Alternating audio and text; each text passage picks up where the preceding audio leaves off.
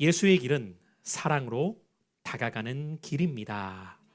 오늘 이와 같은 말씀의 제목 가운데에서 우리가 따라야 할 제자로서의 삶이 어떠한 삶인가를 함께 깨닫고 살아갈 수 있는 저와 여러분이 될 수 있기를 바랍니다. 사랑하는 성도 여러분, 여러분은 지난 한 주의 삶을 어떻게 지내다가 오늘 예배의 자리로 오셨습니까? 아마 여러분들이 한 주를 돌아보면은 이런 생각을 가지실 수 있습니다. 한 주가 참 빠르게 지나갑니다. 하루하루도 그렇지만 한 주도, 한 달도 참 빠르다는 생각을 가지실 겁니다. 벌써 2026년도 절반이라는 시간을 우리가 지나왔잖아요. 그런 매일매일의 삶을 우리가 살아가다 보면은 아침에 눈을 뜨는 순간부터 우리가 해야 될 일들이 시작됩니다. 출근 준비를 하고 자녀들을 학교에 보내고 또 직장에 가서 많은 사람들을 대하며 그렇게 하루 종일 일하고 할 일을 하고 밤이 되어서 끝나느냐, 또 가정에서 각자 해야 될 몫이 남아 있죠. 그렇게 한 주를 살아가다 보면 어느덧 주말이에요. 그럼 주말은 좀 쉴 수 있느냐라고 할 때에 밀린 가정 일들을 비롯하여서 못 만난 사람들 또 여러 가지 해야 될 일들을 마치 하나하나 감당하기 급급하듯 우리는 하루하루를 살아가게 됩니다. 그래서 어쩌면 이 현대인들을 나타내는 가장 분명한 특징적인 표현이 바쁘다라는 표현이겠죠. 그만큼 우리는 매일매일을 정신없이 살아갑니다. 문제는 바쁘다는 그 자체보다 바쁨 때문에 가장 소중한 어떠한 것들을 놓치며 살아가게 된다는 거예요. 관계보다는 성과를 먼저 생각할 때가 있고 사람보다는 일이 먼저일 때가 자꾸만 생기게 됩니다. 그러다 보니 우리 주변에 도움이 필요한 모습들을 보게 되더라도 우리는 무심결 그냥 지나쳐 버리게 되는 일들이 자꾸만 발생하게 되죠. 모르는 사람만이 아니라 아는 사람의 도움조차도 때로는 그냥 지나칠 수밖에 없는 상황에 놓일 때가 생기게 됩니다. 그래서 현대인들의 문제는 어쩌면 몸의 지침보다도 마음의 지침의 문제, 마음의 어려움의 문제가 더 커져 있는 세상을 우리는 마주하고 있습니다. 겉으로는 웃고 있을지 모르겠지만 마음속으로는 지치고 울고 있는 사람들이 갈수록 많아집니다. 겉으로는 괜찮아 보일지 모르겠지만 실상은 그렇지 못한 것이죠. 그래서 우리 주변에는 지치고 힘든 사람들이 참 많아지고 있습니다. 같은 교회 안에서도, 같은 목장 안에서도, 그리고 가정 속에서도 말없이 도움을 기다리고 있는 손길들이 많아지고 있다는 것이죠. 그런데 우리는 바쁘다는 이유 때문에 그러한 모습들을 그냥 지나쳐 버리게 됩니다. 그런데 우리가 말씀을 통해 바라보는 예수님의 모습을 보면 예수님은 사람을 그냥 지나치신 적이 없으신 분이심을 발견하게 되죠. 특별히 복음서의 말씀을 보면 예수님은 병든 사람을 보셨을 때 가던 걸음을 멈추십니다. 또한 예수님은 울고 있는 사람을 보셨을 때에 그냥 지나치신 것이 아니라 함께 울어주시고 배고픈 무리를 보셨을 때 외면하신 것이 아니라 그들의 배고픔의 필요를 채워주시고자 합니다. 죄인을 외면하지 않으시고 돌보셨고 소외된 사람들에게 먼저 다가가셨던 분이 우리 예수님이심을 보게 되죠. 그래서 예수님의 삶은 언제나 사람에게로 향하셨던 것을 깨닫게 됩니다. 지난 시간 우리는 맥주감사주를 우리가 보내면서 다른 본문을 접했지만 그 전주에 우리는 누가복음 전반절에 있는 상반절의 말씀을 특별히 이 10장의 상반부를 살펴보면서 산에서 내려와서 세상으로 가라고 명하셨던 예수님의 모습을 살펴보았습니다. 예수님께서는 우리가 단지 모여서 우리끼리 은혜 받은 것으로 족한 것이 아니라 그 받은 은혜를 가지고 우리가 가야 될 곳으로 향하여서 그곳에서 각자의 주어진 사명을 감당하기를 원하셨다는 것이죠. 자, 그럼 우리는 여기에서 한 가지 질문을 던져야 됩니다. 우리가 세상으로 나아갈 때 그 나아가는 세상에서 무엇을 우리는 해야 하는가죠? 세상으로 우리를 주님이 보내실 때에 그곳으로 보내시는 주님은 우리가 그곳에서 어떠한 일을 행하기를 원하실까? 바로 그것이 우리의 질문이 되어야 합니다. 그리고 이 질문에 대한 답이 바로 오늘 누가복음 10장 후반절인 저와 여러분이 함께 읽었던 오늘 본문의 말씀을 통하여서 전해 주시고자 하는 주님의 메시지입니다. 세상으로 가라라는 그 주님의 보내심 속에서는 그 나아가는 세상 속에서 우리의 관심이 한 영혼을 살리는 일에 있어야 한다는 것입니다. 세상으로 보내시는 주님의 마음은 저와 여러분이 영혼에 관심을 갖고 영혼을 돌보기를 원하시는 것이 바로 주님의 뜻임을 오늘 말씀을 통해 우리에게 가르쳐 주시기를 원하신다는 것이죠. 그러므로 사랑하는 성도 여러분, 제자된 우리들이 예수의 길을 따르고자 할 때에 그 길은 어떤 길이 되어야 하는가? 한 영혼을 향해 사랑으로 다가가는 길이 되어야 합니다. 오늘 이 아침 우리가 제자로서의 삶을 어떻게 살아가는 자들이 되어야 할지를 오늘 우리에게 잘 알려져 있는 본문인 이 선한 사마리아인의 비유라고 일컬어지는 말씀을 통해 세 가지 측면에서 함께 깨닫고 우리가 제자의 삶을 살아갈 수 있기를 바랍니다.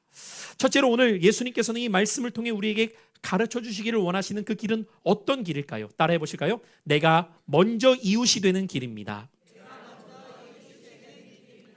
오늘 본문의 말씀은 한 율법 교사의 질문에서부터 시작돼요. 우리 본문 25절로 한번 들어와 보셔서 다시 한번 25절을 주목해서 읽어보도록 하겠습니다. 시작. 어떤 율법 교사가 일어나 예수를 시험하여 이르되 선생님, 내가 무엇을 하여야 영생을 얻으리까? 여러분, 이 율법 교사의 질문 우리가 가만히 들여다보면 겉으로는 굉장히 신앙적인 질문처럼 보여요. 제가 무엇을 하여야 영생을 얻으리까? 오늘날로 바꿔서 표현해 본다면 한 성도님이 저에게 찾아와서 이렇게 질문하는 것과 같다고 생각하시면 돼요. 목사님, 어떻게 해야 하나님 나라에 들어갈 수 있습니까? 여러분, 너무너무 중요한 질문 아닙니까? 결국 우리의 신앙의 궁극적인 목적은 하나님 나라에 들어가기 위함이기 때문이죠. 이 율법 교사의 질문이 지금 그런 거예요. 어떻게 해야 영생을 얻을 수 있습니까? 구원을 얻을 수 있습니까? 하나님 나라에 들어갈 수 있습니까? 너무 중요한 질문을 하고 있는 것이죠. 그런데 누가는 이 말씀을 기록해 나갈 때 율법 교사가 어떤 질문을 하고자 하느냐에 중점을 두고 있는 것이 아니라 어떤 의도로 질문하고 있느냐에 중점을 두고 있어요. 왜냐하면 이 율법 교사의 의도성을 이렇게 기록하고 있기 때문입니다. 그가 예수를 시험하여 이르되. 지금 질문의 의도가 무엇이라고 밝히고 있습니까? 시험하기 위한 것이 의도라고 밝히고 있습니다.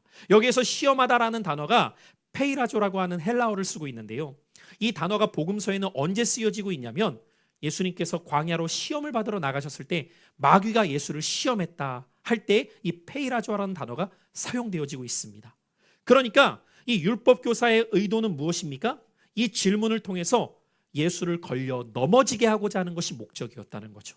그럼 율법 교사는 왜 이렇게 예수를 시험하여 걸려 넘어지게 하고자 했을까를 생각해 보면요. 율법 교사는 누구냐면요. 말 그대로 율법을 연구하여서 자세히 사람들에게 풀어서 설명해 주는 역할을 하는 사람들이 율법 교사죠. 오늘날로 표현해 볼까요? 성경 교사라고 생각하시면 돼요. 그러니까 당시 유대인들은 이 율법 교사를 굉장히 존경했습니다. 왜냐하면 유대인들에게 있어서 가장 중요한 것은 율법이었기 때문에 이 율법을 자세히 가르쳐주는 율법 교사를 존경하는 것은 어쩌면 당연시 되어지는 일이었기 때문이죠. 그런데 어느 날 갑자기 예수라는 사람이 등장합니다. 근데 이 예수라는 분은 율법 교사가 그동안 해오지 않았던 일들을 하기 시작하는 겁니다. 이를테면 병자를 고쳐요. 그리고 아무도 상종하기를 원치 않았던 죄인과 창녀들의 친구가 되어서 그들을 돕기 시작합니다. 수많은 사람들에게 예수께서 행하신 일들이 어마어마한 영향력이 나타나기 시작하자 사람들의 관심이 율법 교사에서 예수로 옮겨졌겠죠. 그러니까 율법 교사들은 그들의 마음 가운데 시기와 질투가 일어났을 겁니다. 도대체 저 사람이 누구이기에 갑자기 나타나서 이런 일들을 행하는 것이지? 그리고 자신들이 지금까지 가르쳤던 율법에 반한 가르침인 것처럼 보이는 이야기들도 하기 시작하는 거죠. 그래서 못내 마음이 불편했던 한 율법 교사가 예수께 찾아온 겁니다. 내가 저 사람 한번 시험해 봐야겠다. 그리고 중요한 문제였던 무엇을 하여야 영생을 얻을 수 있습니까? 라고 질문했던 것이죠. 그러자 이 질문을 받으셨던 예수님께서 이어지는 26절에 보면 예수께서 율법 교사에게 이렇게 말씀하시죠. 너는 율법에 무엇이라 기록되었으며 그것을 어떻게 읽느냐. 자, 이 두 가지 질문을 여러분 한번 생각해 보시오. 너는 내가 그동안 읽었던 율법에 무엇이라 기록되어져 있느냐. 여러분, 이것은 율법 교사에게 어렵지 않은 일입니다. 왜냐하면 지금까지 자신이 읽고 연구해왔던 율법이거든요. 그런데 예수님의 또 한 가지 질문이 있어요. 내가 그것을 그동안 어떻게 읽어왔느냐. 여러분, 이 어떻게 읽어왔냐라는 것은요, 단지 기록된 말씀이 어떻게 기록되었는지를 묻고 있는 것이 아닙니다. 그것을 너는 어떻게 해석해왔고 어떻게 적용해왔고 어떻게 실천해왔느냐를 묻는 것입니다. 여러분, 어쩌면 오늘 이 질문은 율법 교사에게만이 아니라 우리 모두에게 던져지는 매우 중요한 질문입니다. 여러분, 66권의 성경을 저만이 아니라 여러분 모두도 갖고 계십니다. 그리고 우리는 이 성경을 때마다 읽습니다. 그런데 주님은 이 성경을 읽고 있는 우리들에게 두 가지 질문을 반드시 던지실 겁니다. 너는 이 성경에 무엇이라고 기록되었는지를 읽고 있느냐 질문하실 거예요. 이 질문에 대한 답은 우리가 읽어가면서 찾게 되겠죠. 아, 이런 말씀이 기록되어져 있습니다. 창세기에는 이런 내용이 있고요. 누가복음에는 이런 내용이 있습니다. 라고 우리는 답할 수 있겠죠. 그런데 예수님의 질문은 거기에서 끝나지 않습니다. 너가 읽고 있는 그 말씀을 너는 어떻게 읽고 있느냐. 어쩌면 오늘날 신앙생활하고 있는 우리 모두의 문제는 무엇을 읽느냐의 문제이기보다는 그것을 어떻게 읽고 있느냐의 문제라는 것이죠. 읽기는 읽어요. 그런데 주님이 뜻하신 바대로 그것을 삶에 적용하려고 하는 것이 아니라 내가 원하고 내가 필요로 하는 방식대로만 이 말씀을 읽는 것으로 그치지는 않는가. 자, 오늘날로 이렇게 표현해 보죠. 여러분이 교회에 오셔서 목사의 말씀을 다 듣습니다. 무엇을 듣느냐도 중요하죠. 그런데 더 중요한 것은요, 어떻게 듣느냐입니다. 아, 오늘 목사님이 누가복음 10장의 말씀을 가지고 이런 말씀 전하셨어. 선한 사마리아인의 비유의 말씀을 전하셨어. 여기까지는 무엇을 듣느냐일 수 있습니다. 그런데 말씀을 듣는 목적은 여기에서 끝나는 것이 아니죠. 그 들은 말씀을 여러분의 삶에 어떻게 적용하며 살아가기를 원하십니까? 어떻게 듣고 계십니까?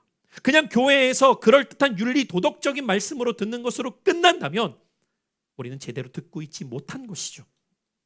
이 말씀을 듣는 목적은 어디에 있습니까? 성경을 아는 것으로 끝나기 위함이 아니죠. 이 말씀을 듣는 목적은 이 말씀대로 살아가기 위함이어야 합니다. 오늘 율법 교사의 문제는 무엇이었습니까? 누구보다도 율법에 대해서는 능통한 사람일 수 있어요. 우리로 표현해 본다면 창세기부터 요한계시록까지 너무너무 자세하게 그 내용을 잘 알고 있을 수 있지만 예수님의 질문은 너가 무엇을 알고 있느냐로 끝나지 않다는 거죠. 너는 아는 것을 어떻게 살아가고 있느냐, 바로 그것을 묻고 계신다는 것입니다. 오늘날 신앙생활하고 있는 우리의 문제도 여기에 있지 않습니까? 하나님의 말씀을 신앙생활하다 보면 계속해서 듣게 됩니다. 저도 최선을 다하여서 우리 성도님들이 말씀을 아실 수 있도록 노력합니다. 때로는 구약의 말씀을, 때로는 신약의 말씀을, 그것을 때로는 기록된 문장에 있는 내용으로, 때로는 역사적인 배경으로, 때로는 시대적 상황으로 어떻게 하든지 간에 여러분이 말씀을 잘 알 수 있도록 노력하여 전달하죠. 그런데 중요한 것은 무엇이죠? 그 말씀이 여러분을 어떻게 살아가게 만들고 있습니까?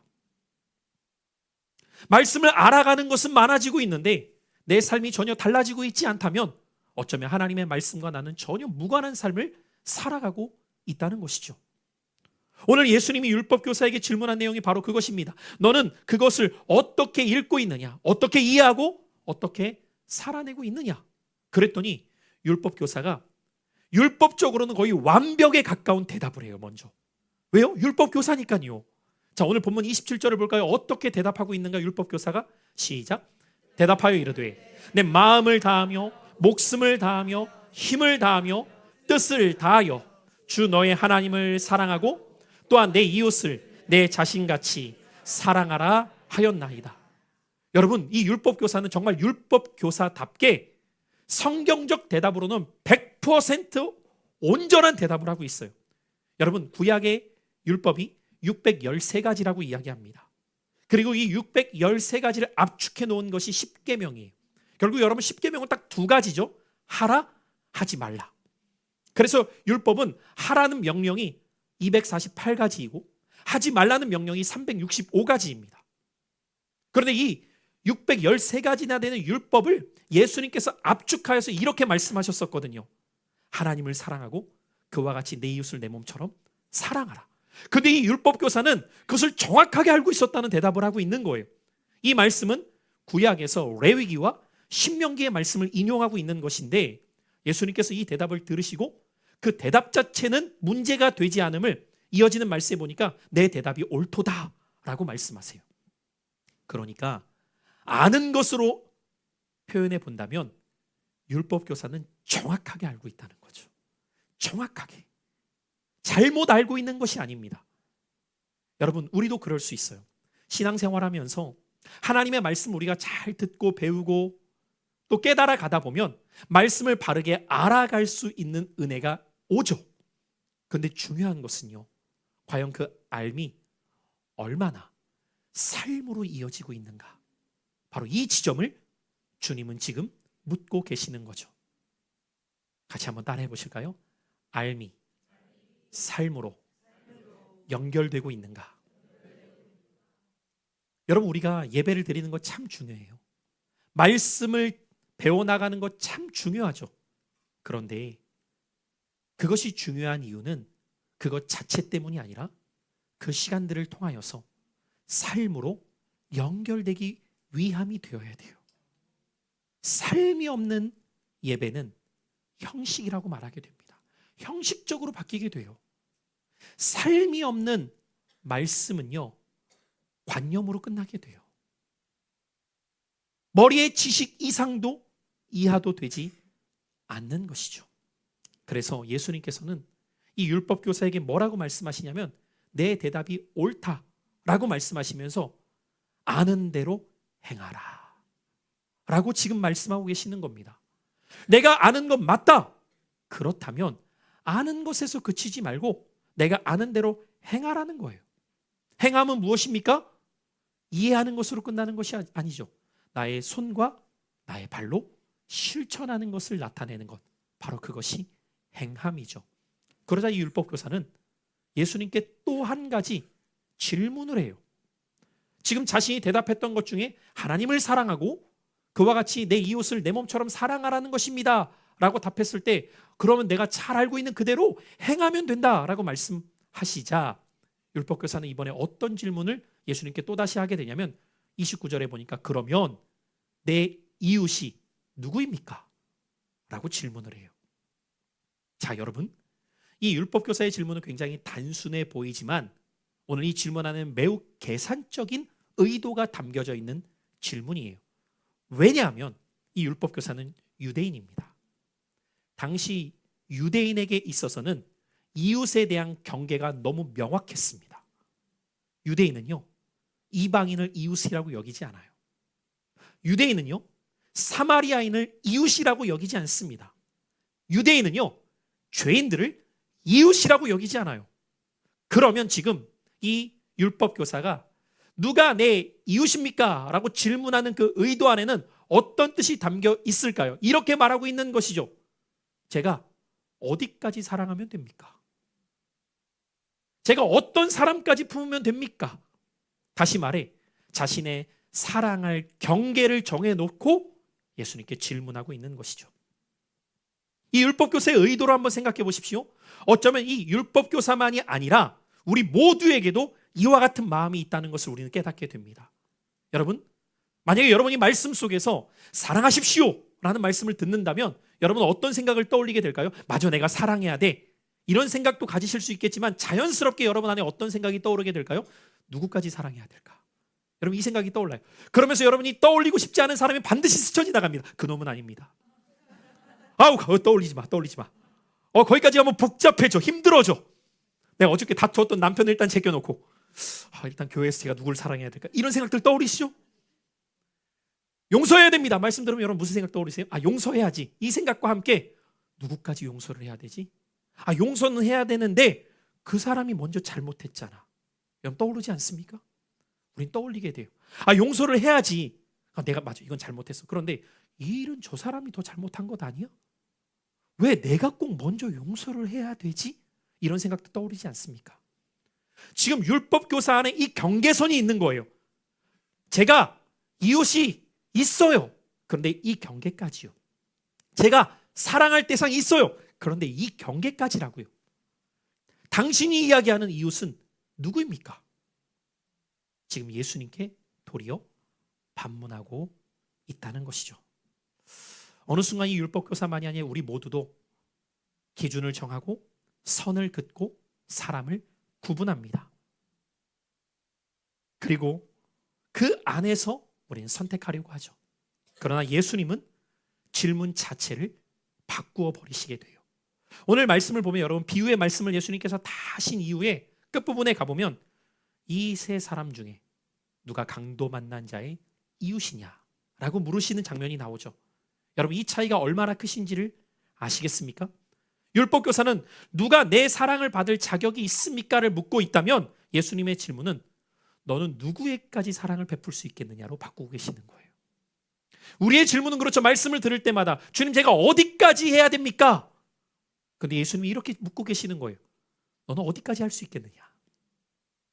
바로 이 물음 앞에 초점이 상대에게서 나에게로 옮기시는 주님의 모습을 발견하게 되죠. 사랑의 기준은 다른 사람의 어떠함에 있는 것이 아니라 나에게 있음을 주님은 말씀하시는 거예요. 우리는 이 사람이 사랑받을 만한 자격이 있는가를 물을 때가 많지만 예수님은 그가 어떠한 사람이든지 너는 사랑할 수 있겠느냐로 나에 대한 마음을 묻고 계시더라는 거예요. 그런데 이렇게 물으셨던 주님은 당신께서 먼저 그 삶을 보여주고 계시죠. 왜요? 요한복음 8장에 보면 간음 중에 잡혔던 여인을 사람은 다 돌로 쳐 죽이려고 할 때 예수님은 죄 없는 자가 먼저 돌로 치라고 말씀하시며 그 여인의 곁에 머물러 주시죠. 사람들은 삭개오를 다 싫어했고 피하려고 했을 때 예수님은 그 집으로 들어가십니다. 여러분, 사람들이 얼마나 놀랐겠어요. 저 매국노, 동족의 피를 뽑아다가 자신의 이익만 채우는 놈, 손가락질하는 그 사람의 집에 들어가서 친구가 되어주셨던 예수님을 볼 때 사람들은 충격을 받죠. 그런데 이러한 모습들을 통해서 예수님은 무엇을 보여주고 계시는 거죠?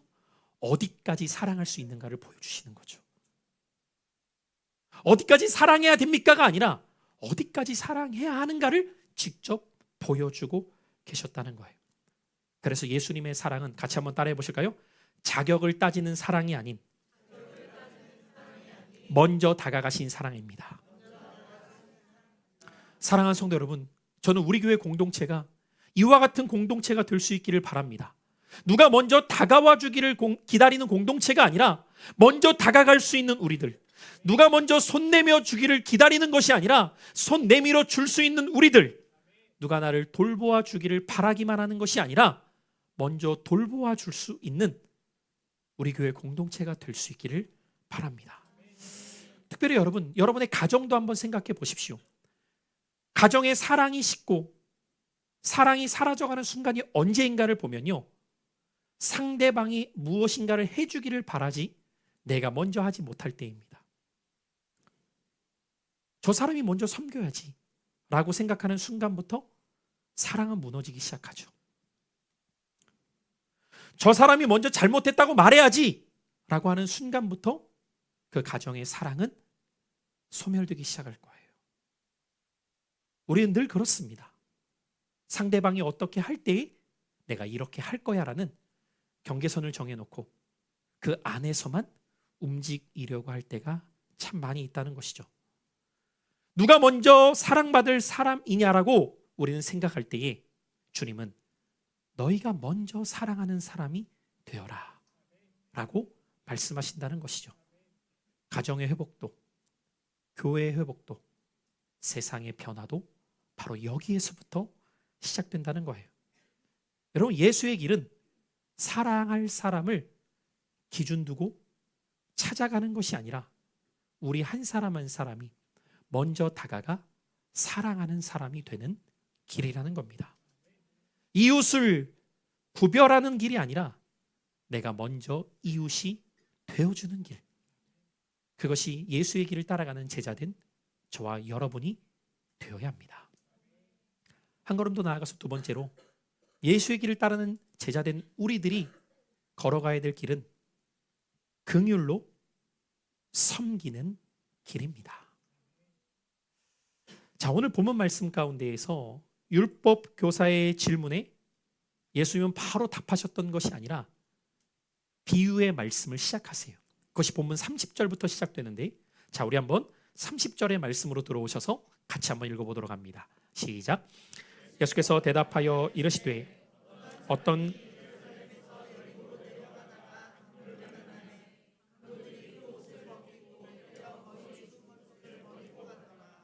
여러분, 우리는 이 말씀을 그냥 읽었지만 1세기 당시에 예수님의 비유의 말씀을 들었던 이들에게는 이 말씀이 굉장히 현실적으로 다가왔던 말씀이에요. 왜냐하면 여러분, 이 말씀에 보면 두 지역이 나와요. 예루살렘과 여리고죠. 예루살렘에서부터 여리고까지는 꽤 먼 길이었어요.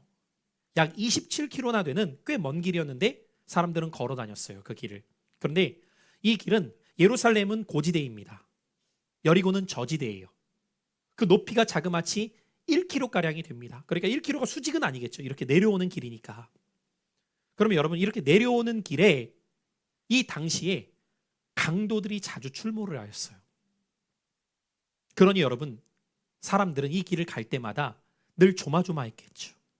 왜냐하면 여러분, 27km나 되는 길이면 우리 생각에는 그러면 아침 일찍 출발해서 뭐 오후에 도착하면 되지 않나 싶지만, 당시 팔레스타인은요, 한낮에는 기온이 40도가 넘어가요. 지금도 그렇지만 너무 뜨거우니까 한낮은 피해야 돼요. 그러니까 늦지막히 가던가 아니면 새벽에 가야 되는데, 이런 시간대에 강도들이 출몰을 하니까 얼마나 두렵겠어요. 이 예루살렘에서 여리고까지 내려가고 있습니다.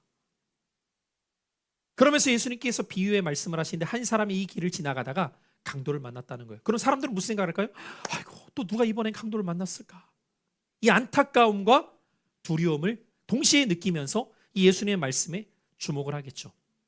여러분, 강도가 예의를 차립니까? 좀 있으면 주세요. 그러지 말고 좀 주고 가요. 이런 강도는 없어요. 두들겨 패기 시작했겠죠. 죽을 만큼 팼을 겁니다. 그리고 있는 걸 다 빼앗아 갔겠죠.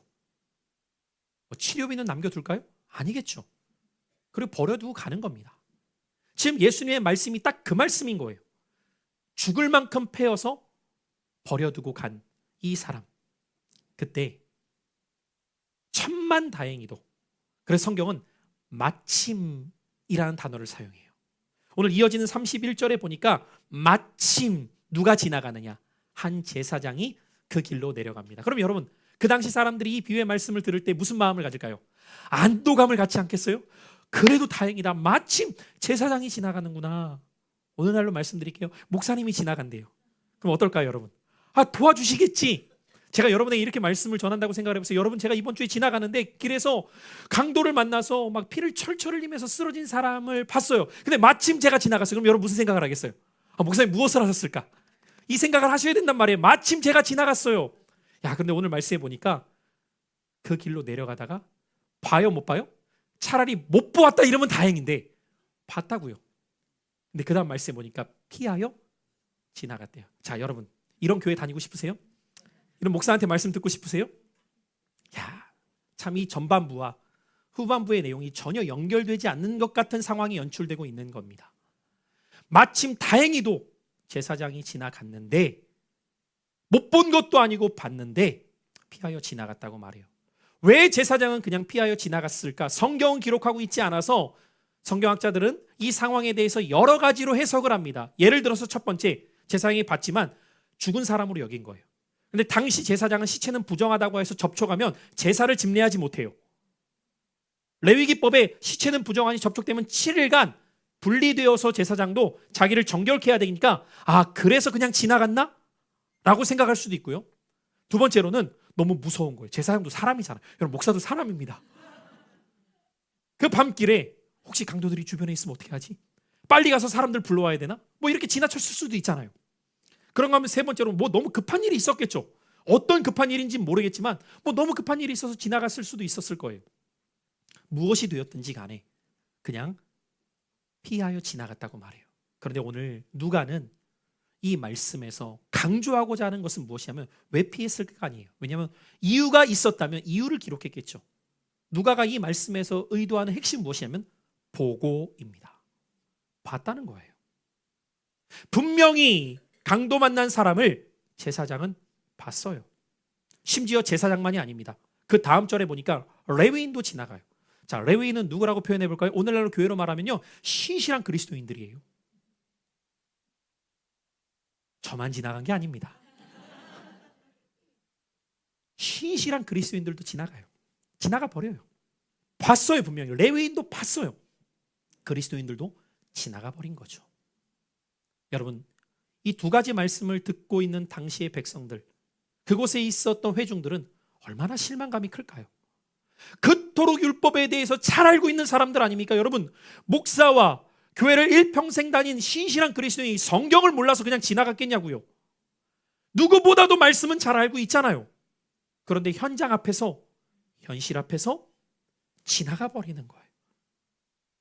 알미 중요한 것이 아니라 아는 바로 어떻게 살고 있느냐라는 것처럼 오늘 이들은 알미 전혀 삶으로 연결되지 않고 있었다는 거죠. 여러분, 저는 이 말씀을 묵상하면서 이런 생각이 들었어요. 이들만이 아니라 오늘 우리도 그렇지 않은가? 여러분, 우리는 몰라서가 아닙니다. 뉴스를 통해서도 전쟁의 소식을 다 듣고 있고요. 우리 사회 가운데에서 어떤 문제들이 일어나고 있는지를 우리는 다 들어요. 근데 어떻습니까? 아는데 외면합니다. 왜요? 바쁘다는 이유로. 할 일 많다는 이유로. 내가 어떻게 거기까지 신경을 써?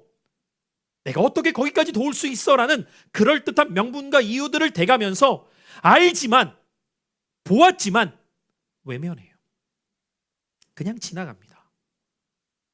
가까이에 있는 우리 이웃이 고통당하고 있고 문제가 있고 도움이 필요한데 분명히 알고 있다고요. 근데 우리는 그럴듯하게 예배는 드리지만 우리의 삶 속에서 하나님의 말씀 따라 한 영혼을 도와야 될 그 일에 있어서 우리의 마음이 움직여지지 않아요. 어쩌면 오늘 우리의 비극이 바로 여기에서부터 시작됩니다. 우리의 마음이 움직여지질 않아요. 개인주의화되는 이 시대 속에서 나에게 이익이 되느냐 그렇지 않느냐로 모든 것을 평가하는 이 실리주의가 팽배한 시대 속에서 혹시나 내가 돕다가 나에게도 불이익이 오면 어떻게 되지? 여러분, 청소년들의 왕따 문제가 그거 아닙니까? 그것이 다 옳다고 여기지는 않아요. 개 중에는 이것이 잘못된지를 아는데도 혹시나 내가 그 아이를 돕다가 나도 같이 어려움을 당하면 어떻게 되지라는 이 공포심이 큰 거 아닙니까? 청소년들만 그렇습니까? 사회에 나가면 어떻습니까? 직장 생활하면서 여러분이 일터에서 주변을 바라보게 될 때 부당한 상황 속에서 불이익을 겪는 사람을 볼 때에도 우리가 선뜻 나서서 돕지 못하는 이유가 무엇 때문입니까? 혹시 그러다가 나도 어려움을 겪을까에 대한 두려움이 있지 않습니까? 그 당시의 제사장과 레위인만이 아니라 오늘 이 시대에도 우리에게 동일하게 적용되는 상황 아닙니까? 그런데 우리는 봤는데 못 본 채 하는 거예요. 그냥 지나가 버리고자 하죠. 늘 바쁘다는 이유 때문에 지금은 시간이 없으니까 다음에 도와줘야지. 누군가가 돕는 사람이 있겠지. 그래, 내가 급하지만 지금 지나가지만 그 다음 오는 사람이 도와주겠지. 누군가는 그 일을 행하겠지. 라고 하면서 지나쳐버리는 일들이 얼마나 많습니까? 그래서 어쩌면 우리 시대의 가장 큰 비극은요, 악한 사람이 많아서가 아니라 이 시대의 비극은 무관심한 사람이 많기 때문입니다. 여러분, 종종 우리는 미디어를 통해서도 보지 않습니까? 그 전철이나 그 버스 정류장에 사람이 쓰러졌는데 주변에 사람들이 있는데도 무관심한 거예요. 왜? 바쁘대요. 나 지금 출근해야 된대. 여러분, 사람을 살리는 일보다 더 바쁜 일이 뭐가 있습니까? 그런데 우리는 누군가가 하겠지. 나는 지금 급한 일이 있으니까 라는 이유 때문에 지나가는 거죠. 그래서 영국의 작가 C.S. 루이스라고 하는 분은 악이 언제나 거대한 죄의 모습으로만 오는 것이 아니다. 작은 무관심과 자기 중심성을 통해 우리의 마음을 굳게 만들어 버린다라는 통찰력 있는 표현을 합니다. 여러분, 악함이라는 것은 거대한 문제로만 오는 것이 아니라는 거예요. 우리의 작은 무관심과 자기 중심성이 우리의 마음을 굳어지게 만들어서 우리의 삶을 하나님의 뜻대로 살아가지 못하게 만든다는 거죠. 여러분, 원수 마귀는 여러분에게 악한 일을 행하도록 죄만 짓게 하는 것이 아니에요. 선한 일에 무관심하게 만들어서 죄에 참여케 합니다. 이것을 우리는 두려워할 수 있어야 돼요. 과연 나는 어떠한 일에 내 마음이 움직이고 있는가? 그런데 예수님은 이어지는 말씀 가운데 세 번째 사람에 대한 이야기를 시작하시죠. 자, 오늘 본문 말씀 33절 우리 같이 한번 읽어보죠. 시작. 어떤 사마리아 사람은 여행하는 중 거기 이르러 그를 보고 불쌍히 여겨. 여러분, 봤다는 표현은 제사장과 레위인과 사마리아인 모두에게 나타나고 있어요. 그런데 무엇이 다릅니까? 반응이 달라요. 제사장과 레위인은 지나쳤어요. 그런데 사마리아인은 오늘 그 강도 만난 사람을 봤을 때 어떤 마음을 품게 되었다고 말합니까? 불쌍히 여겨. 여러분, 이 불쌍히 여겨라고 하는 단어가 정말 중요한 단어입니다. 이 불쌍히 여겨라고 번역된 단어가 헬라어로 보면 스플랑크라고 하는 단어인데요. 이 단어는 예수님께서 행하시는 모습 가운데 계속해서 등장하는 단어입니다. 그래서 여러분, 복음서를 보시면 예수님께서는 불쌍히 여기셨다는 표현이 자주 등장해요. 무리를 보시고 불쌍히 여기셨다. 나인성 과부를 보시고 불쌍히 여기셨다. 죽은 사람을 보고 불쌍히 여기셨다라는 표현이 계속해서 나오는데, 이 스플랑커라고 하는 단어는 어떤 뜻이 있냐면 창자라는 뜻이 있어요. 여러분, 왜 창자일까? 고대 사람들은요, 사람의 감정이 창자에 있다고 생각했어요. 그러니까 내가 무엇인가를 느낀다는 것은 창자인데, 이 스플랑크조마이라는 단어는 어떤 뜻이냐면 내 창자가 뒤틀릴 때 쓰여지는 단어입니다. 그만큼 내 감정이 괴로워서 견딜 수 없을 만큼 여겨지고 있는 단어가 이 긍휼히 여겨라는 단어예요. 다시 말해, 사마리아인은 이 강도 만난 사람을 보고 지나칠 수 없을 만큼 감정이 요동치면서 그를 불쌍히 여기는 마음, 그냥 감정적인 것으로 끝나는 것이 아니라 움직이지 않고서는, 돕지 않고서는 견딜 수 없는 마음이 불러일으켜지고 있다는 것입니다. 자, 이 마음이 불러일으켜지자 그는 감정으로 끝날 수가 없는 거예요. 어떻게 행합니까? 이어지는 말씀 보십시오. 34절. 가까이 가서 기름과 포도주를 그 상처에 붓고 싸매고 심지어 자기 짐승에 태워 주막으로 데리고 가서 돌보아 주니라.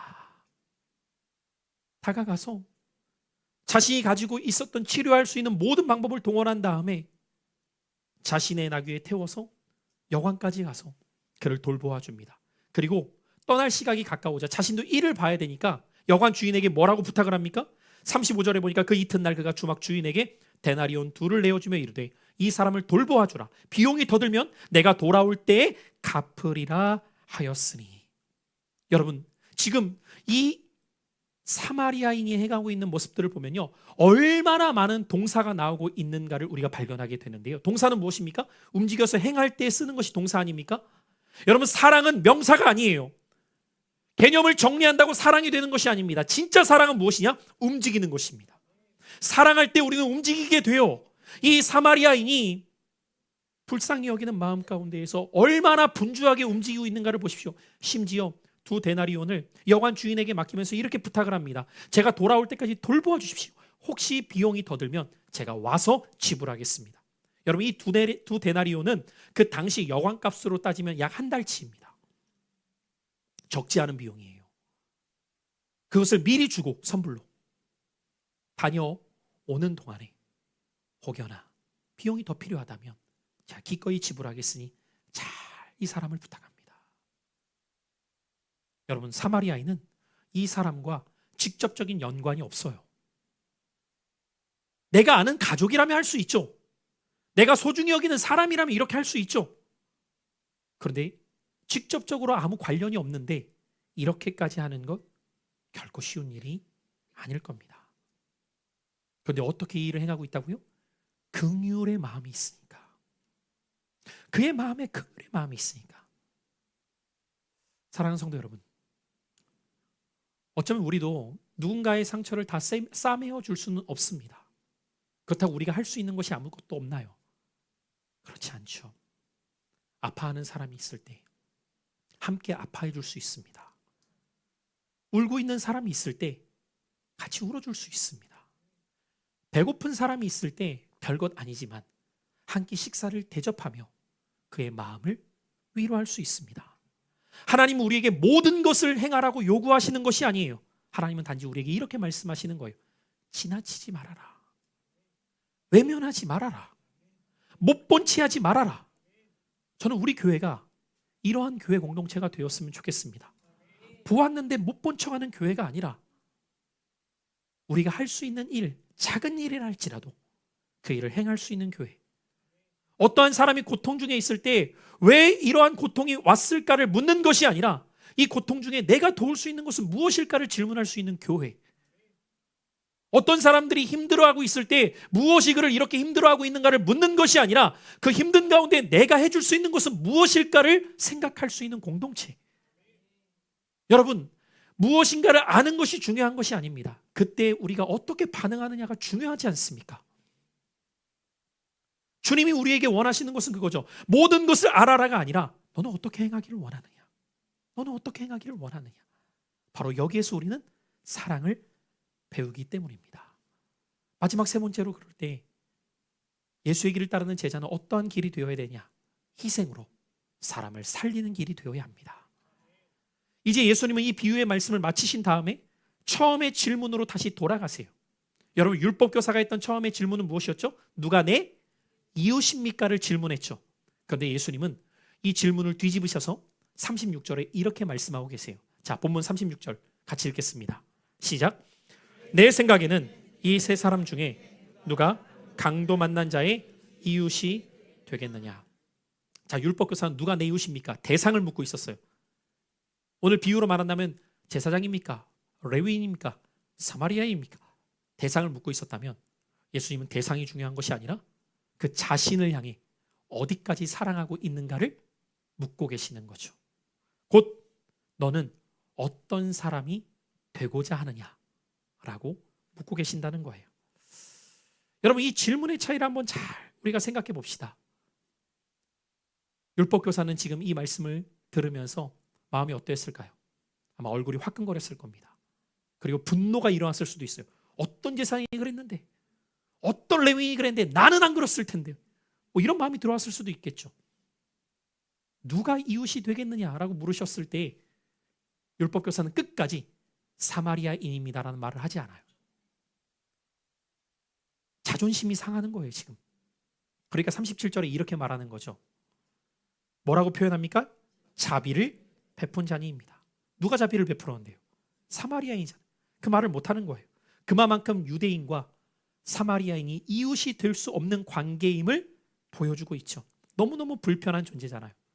그러나 예수님은 바로 그 사람이 하나님의 마음을 갖고 있는 사람임을 보여주고 계시는 거죠. 우리가 오늘 이 아침 기억해야 될 것 중에 하나가 있습니다. 하나님의 사랑은 경계를 넘어서는 사랑.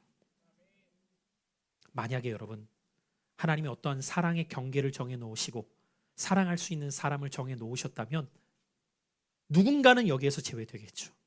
하나님이 이렇게 경계를 정해놨다고 생각해 보세요. 내 사랑은 남자야. 그러면 여러분, 여자분들은 그 사랑을 아무도 못 누리는 것 아닙니까? 그냥 드리는 말씀이 아니라 유대인에게 있어서 여성은요, 사람처럼 여겨지지 않았거든요. 만약에 예수님이 경계를 정해놓습니다. 내가 사랑하는 대상은 그래도 재산이 10억 이상은 돼야 돼. 불행해지겠죠, 누군가는. 키로 말해볼까요? 내가 사랑하는 대상은 저를 기준으로 170은 넘어야 돼. 어떤 경계를 여러분은 정하실 수 있겠어요? 우리는 이렇게 말할 수 있겠죠. 내가 사랑하는 사람은 나에게 욕하면 안 되지. 내가 사랑하는 사람은 나에게 피해를 끼치는 사람이면 안 되지. 이런 경계들을 우리는 다 마음 가운데 갖고 있거든요. 근데 예수님이 이렇게 말씀하시는 거예요. 나는 그 경계를 넘어서는 사랑이다. 오늘 이 사랑 앞에서 우리는 한 걸음 더 나아가서 생각해 봐야 될 부분이 있습니다. 이 비유를 통해 가장 먼저 우리가 깨달아야 될 교훈은 무엇일까 할 때 우리는 보통 이렇게 이 말씀을 자꾸만 적용을 빨리 합니다. 우리가 사마리아인 되어야 합니다. 보통 이렇게 가요.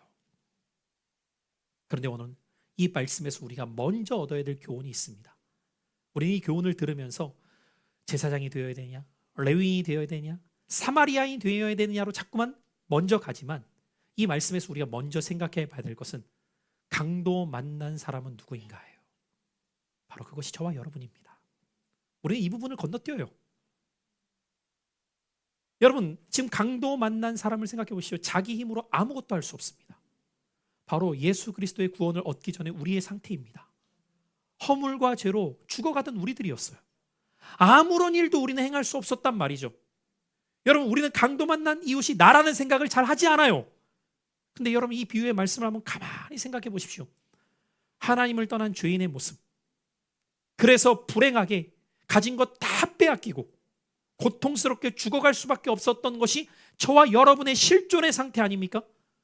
그런데 자기 힘으로는 살 수 없었던 우리들에게 예수 그리스도께서 찾아오셨습니다. 찾아오신 그분은 우리를 살리기 위해 자신을 내어주셨습니다. 그러므로 오늘 이 말씀에서의 사마리아인은 곧 예수 그리스도의 예표처럼 우리에게 보여주고 계시는 거죠. 그분이 우리에게 행하신 일, 살리기 위하여서 모든 것을 다 행하고 계셨던 예수님의 모습을 우리에게 보여주십니다. 또한 선한 사마리아인이 어떻게 행하셨죠? 여관 주인에게 2데나리온을 맡기면서 내가 갔다가 다시 와서 그를 책임지겠습니다. 마치 우리 주님이 말씀하십니다. 내가 너희를 위해서 거처를 예비하러 가지만 다시 올 것이다. 다시 온다고 말씀하시는 이 예수님의 모습을 우리에게 떠올리게 합니다. 사랑하는 성도 여러분, 오늘 우리는 사마리아인이 되어야 합니다가 이 말씀의 교훈이 아닙니다. 우리가 이 강도 만난 자의 모습을 보여주고 있다는 것이죠. 그래서 복음은 우리에게 무엇을 해야 합니다가 아닙니다. 복음은 우리가 어떠한 은혜를 입은 자인가를 기억해야 된다는 거예요. 바로 죽어가던 우리들에게 예수 그리스도의 놀라운 사랑이 임함으로 우리가 살게 되었다는 것이죠. 여러분, 이렇게 살게 되었을 때 여러분이 강도 만난 사람 한번 생각해 보십시오. 언젠가 치료받아서 낫게 되었겠죠. 그러면 고침받게 되었을 때 그는 무슨 생각을 하면서 인생을 살아가게 될까요? 도대체 그 사마리아인이 나랑 무슨 상관이길래 이렇게까지 나에게 행했지? 여기에서 그칠까요? 그칠 수 없을 겁니다. 나는 어떻게 살아가야 될까? 이제 내 삶은 어떻게 살아가야 될까? 나하고 관계가 있는 사람에게만, 나에게 유익된 사람에게만 내가 도움을 주면서 관계를 맺고 살아가야 될까? 나는 그럴 수 없어. 왜냐하면 나는 그때 죽어야 될 사람이었는데 아무런 관계 없는 그 사람이 나를 살렸어. 여러분이 예수님을 위해서 무엇을 하셨습니까? 아무것도 행한 것이 없습니다. 우리가 아직 죄인 되었을 때 그리스도께서 우리를 위하여 죽으심으로 하나님께서 우리에게 대한 당신의 사랑을 확증하셨을 뿐입니다. 이로써 우리가 사랑을 알게 되었습니다. 그리고 이 사랑을 알게 된 우리들을 향하여서 주님이 이렇게 말씀하시는 거예요. 가서 너도 이와 같이 하면 돼. 외면하지 말고 무관심하지 말고 너가 받은 사랑이 어떤 사랑인지를 알게 되었다면 그 사랑을 들고 나아가서 세상 속에서 내가 너에게 행한 것처럼 너희도 행하면 된다 라고 말씀하시는 거죠. 오늘 이 말씀의 결론은 이렇게 맺어집니다. 가서 너도 이와 같이 하라. 가서 너도 이와 같이 하라. 주님 감사합니다로 끝나는 것이 아니라, 이 사랑을 받았습니다라고 고백하는 것으로 끝나는 것이 아니라, 가서 너도 이와 같이 하라는 이 주님의 말씀 앞에 이제 우리의 반응이 남은 시간이에요. 오늘 말씀의 결론을 맺으며 사랑하는 성도 여러분, 세상은 끊임없이 경쟁하며 살아가라고 말하지만 주님은 사랑하며 살아가라고 말씀하십니다. 세상은 끊임없이 너 자신을 챙기면 돼 라고 말하고 있지만 주님은 다른 일을 돌보라고 말씀하십니다. 그것이 우리가 따라야 될 예수의 길이라는 거예요. 왜요? 그분이 그 사랑을 우리에게 먼저 주셨기 때문입니다. 오늘 이 아침 우리 말씀 붙들고 함께 우리가 걸어야 될 이 예수의 길을 함께 찬양하며 기도하기를 바랍니다. 사랑하는 성도 여러분, 예수의 길은 사랑으로 다가가는 길이에요. 오늘 여러분이 그어놓은 경계의 선이 무엇인가를 한번 바라보십시오. 그리고 그 선을 넘어갈 수 있는 힘은 내게로부터 시작되지 않아요. 사랑이란 건 참 신비합니다. 받아본 사람이 행할 수 있더라고요. 여러분, 복음은 무엇이냐면 그리스도의 사랑을 받는 거예요. 그 사랑을 알게 되는 거예요. 그리고 그것을 깨닫게 된 자가 그것을 흘려보내는 겁니다. 오늘 우리가 걸어야 될 그 길은 사랑으로 다가가는 길임을 기억하며 함께 찬양하며 기도하기를 바랍니다.